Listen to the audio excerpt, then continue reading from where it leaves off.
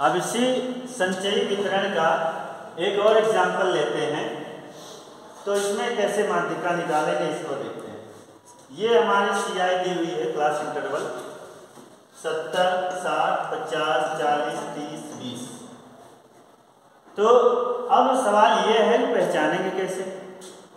ये तो खंडित श्रेणी है, खंडित श्रेणी में सॉल्व कर सकते थे, लेकिन उसमें लिखा रहेगा कि संचयी वितरण। तो और जो दिया गया होगा, ये जो F है वो CF करके दिया जाएगा, तब फिर हम समझ जाएंगे कि हमें क्या करना है। तब हमने इसको पहचान लिया कि ये जो माध्यिका निकालनी है वो हमें अखंडित श्रेणी या सतत श्रेणी, जिसको कॉन्टिन्यूअस सीरीज कहते हैं, के तहत हम करेंगे इसको। तो अब देखो कैसे इसको करेंगे।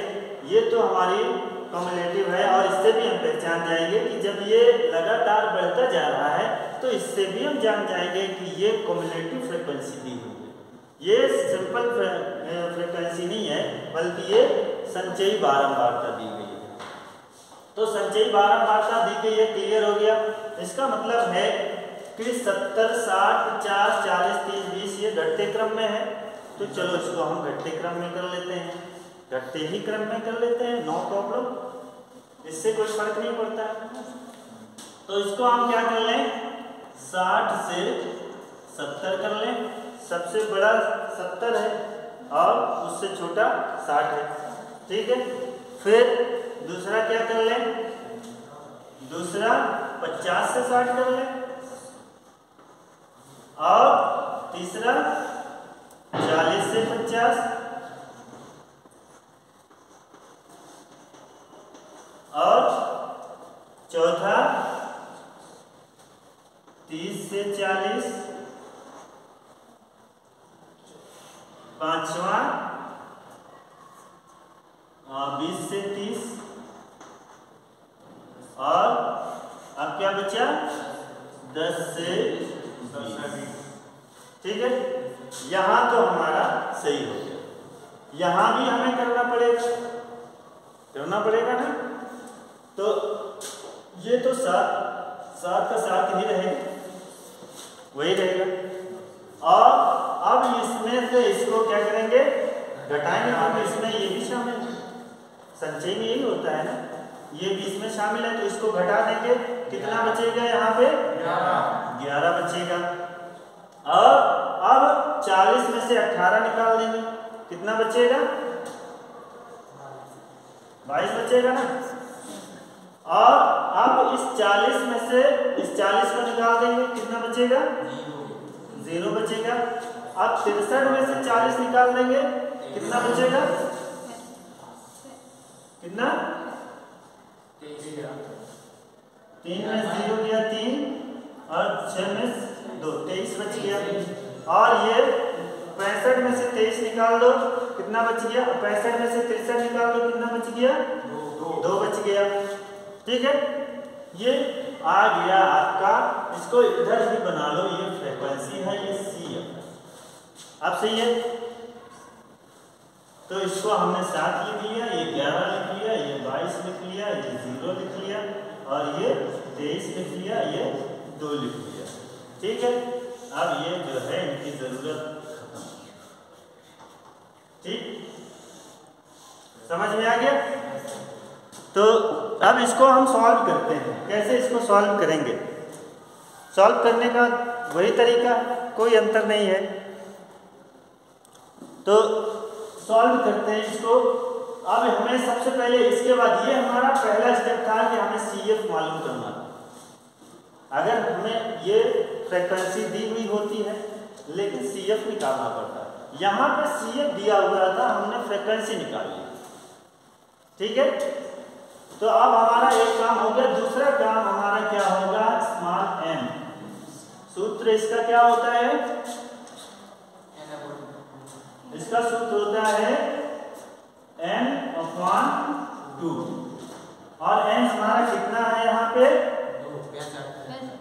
65। अगर देखो ऐसे विश्वास नहीं होता, इसको जोड़ लो, 11 7 18, 18 22 40, 40 और 23 63, 63 2 65 आ गया। हमने यहाँ पे लिख लिया 65/2। अब 65 को 2 से कौन कौन भाग कर सकता है? हाथ उठा दो। 2 बस। और लोग भाग नहीं कर पाओगे। 63 को 2 से 65 को 2 से भाग नहीं कर पाओगे। तो यार स्टैटिक्स पढ़ कैसे रहे हो तुम? हैं? क्या है? 32.5। 32.5 हमें अब किस में मिलेगा? 22 में मिलेगा। 22 में मिलेगा। अब इसमें देखना है, कम्युलेटिव फ्रीक्वेंसी में देखना है ना? मिस्टेक कर रहे थे ना हम लोगों को? कम्युलेटिव फ्रीक्वेंसी में देखना है। कम्युलेटिव फ्रीक्वेंसी ये है, तो इसमें हमें देखना है कि 32.5 किस में? 18 में है, क्योंकि 18 पे खत्म। ये 40 में है, 40 में है, इस 40 में भी है, 2 में है। कौन सा लोगे? हाँ, पहला वाला ले लो, क्योंकि इसमें तो हमारी फ्रीक्वेंसी 0 है, तो इसलिए हम पहले ही वाला ले लें, यही हमारे लिए ज़्यादा सुटेबल रहेगा। तो हमने इसी को चुन लिया, क्योंकि इसी में है 32.5। अब जब ये हमें मिल गया, इसका मतलब 40 से 50 यही हमारी माध्यिका है। लेकिन 40 से 50 तो माध्यिका हो नहीं सकती, या तो 40 ही हो, या तो 50 हो, या इनके बीच की हो। तो इनके बीच अब इसको निकालने के लिए हमें सूत्र चाहिए, और वो सूत्र क्या है? n = L2 minus I/F into n/2 minus C। कुछ भी चेंज नहीं है, सब वही है। हैं? अभी हम लोग L1 प्लस लिख रहे थे, तो हमने L2 माइनस लिख दिया, है ना? और ये I जो है वो L2 माइनस L1 होता है। L2 माइनस L1 बराबर I होता है। और यही जो अभी तक हम लोग M लिख रहे थे, उसी को हमने n/2 लिख दिया। यही वाला M लिख रहे थे ना, अब यहाँ पर हमने n/2 लिख दिया, और C वैसे का वैसे। समझ में आया? सूत्र में कंफ्यूजन खत्म है? सही है, आगे बढ़ चले। बराबर L2 कितना है हमारे यहाँ पे? कोई बता दे L2 कितना है? L2 हमारा 50 है। Very good. माइनस I कितना होगा?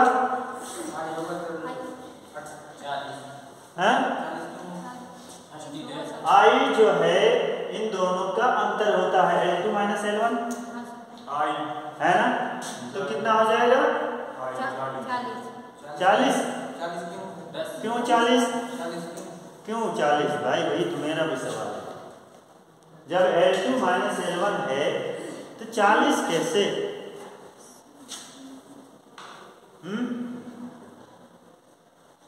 अरे घटा नहीं पड़ा। हाँ वेरी गुड। 10 दोनों का अंतर ना, यही तो L2 माइनस L1। 10 हो गया बटे F कितना है? F 22। गुड, समझ में आ रहा है। n/2 कितना है? 32.5 माइनस C कहाँ पे जाएगा? इस वाले में रहता है कम्युलेटिव फ्रीक्वेंसी। ये वाला चला जाएगा C। कितना हो गया? 18 बराबर 50 माइनस, अब इसको क्या करो? इससे गुणा करो। कितना हो गया? 325 हो गया बटे 22। अभी कहाँ गलत हो गया भाई? अभी तो इसको पहले घटाओगे 18 को, तो इसको ऐसे ही रहने दो। 10 बटे 22। 32 में से 32.5 से 18 घटा लो।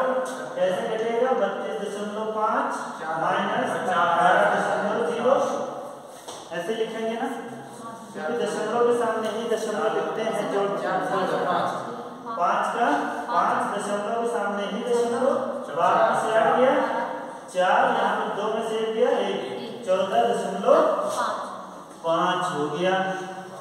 x एक और बराबर 50 माइनस इसको इससे गुणा कर लें, कितना हो गया 145 दशमलव हट गए तो 145 हो गया। 10 से गुणा करेंगे तो 1 दशमलव हट जाएगा, बटी 22 हो गया। अब 145 में 22 का भाग कर लो, 145 भागे 22, 14 में तो जाएगा नहीं, ये भी ले लो, कितने बार जाएगा